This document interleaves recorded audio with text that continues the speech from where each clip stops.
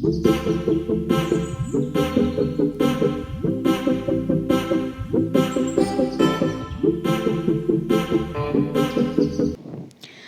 हाय जय जगन्नाथ समस्त को। आज सकाळ आमर स्टार्ट होता माने आम जाऊँ आज ही जगन्नाथ मंदिर को। तो ये हूँ रसुलगढ़ छकर सकाळ सकाळ दृश्य। तो आम लाइक सब ऑफिस स्टाफ मैंने मिसिकी आम प्लानिंग करूँ कि आम रसुलगढ़ टू डायरेक्टली बस नहीं जीव बोलिका। तो आम मु आम भौणी रसुलगढ़ छकटी ये वेट करूँ जावाई कि।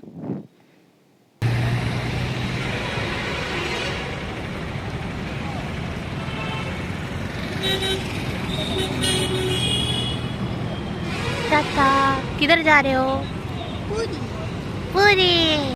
तो ये आम बस अलरेडी बसी सारी जेहेतु सकाल टे निद पूरण होता तो निद ये पूरण करी। अच्छा लिपुना ब्लॉगर आईडी श्रीकांत होय हाय को हाय कह दियो हाय बा कहली हाय कहलो के साइलेंस हाय हाय केमिति कहि देखि पाइला केमिति अच्छा अच्छा एक्टिविटी मीटिंग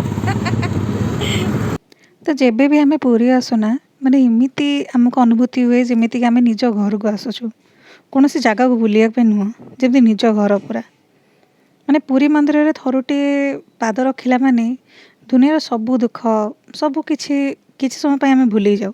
जेबे भी आम जगह पाखक जाऊना आम भाभी था ता पाखे बहुत किछि अभियोग करूँ कि थरुटे से चखा आखि देखिले सब अभियोग सब तुच्छ पड़ जाए सेठी आम भाव कि यही ही दुनिया यही ही स्वर्ग। How are you feeling madam ji? I'm very happy for the first time. So close to Samudra. Sir ji how are you feeling? Good.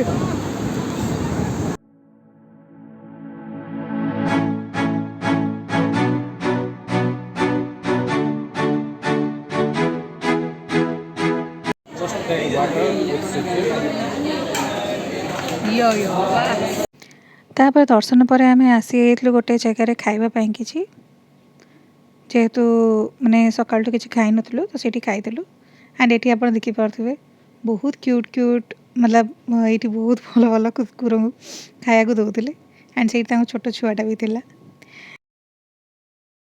तापरे पुणी से आम बस स्टैंड पूरी बस स्टैंड ही बस धरिकी देन भुवनेश्वर बाहरी थी आउ फेरला बेले बहुत सुंदर पाग होता माने वर्षा झिपझिप पकाउला मझे टे वर्षा ही भी थिला।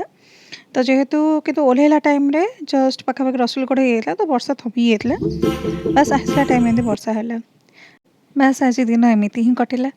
आपको जब भिडियोटी भल लगी देन निहाती लाइक शेयर एंड सब्सक्राइब करेंगे।